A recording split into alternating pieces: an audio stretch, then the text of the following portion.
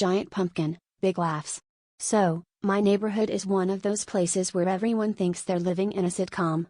We have our own quirky characters, the overzealous dog walker, the retired detective who still tries to solve mysteries like missing newspapers, and then there's us, the group that decided a community garden would be a brilliant idea. It started innocently enough. We wanted to foster a sense of camaraderie and maybe grow some fresh veggies to avoid that questionable produce section at the local grocery store. Little did we know, our gardening ambitions were about to take a comedic turn. Things were progressing smoothly at first.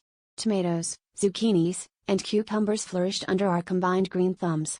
However, there was one tiny plot that seemed to have taken on a life of its own.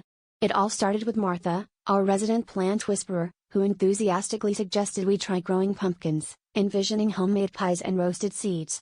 But the pumpkin patch had a mind of its own. One by one, the pumpkins grew, each a bit larger than the last, but there was one particular vine that seemed to be on steroids, producing a pumpkin that looked like it had been photoshopped into reality. As the weeks went by, that pumpkin swelled to an unearthly size, drawing curious glances and whispered debates about whether we should call in a physicist to explain its growth. By October, it was clear we had a monster on our hands, a pumpkin so enormous it could double as a small home. Naturally, someone suggested carving it out and using it as a Halloween attraction.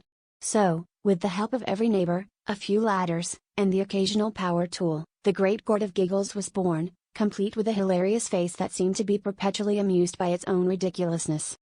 On Halloween night, the kids and even some adults lined up to take pictures with our giant orange wonder.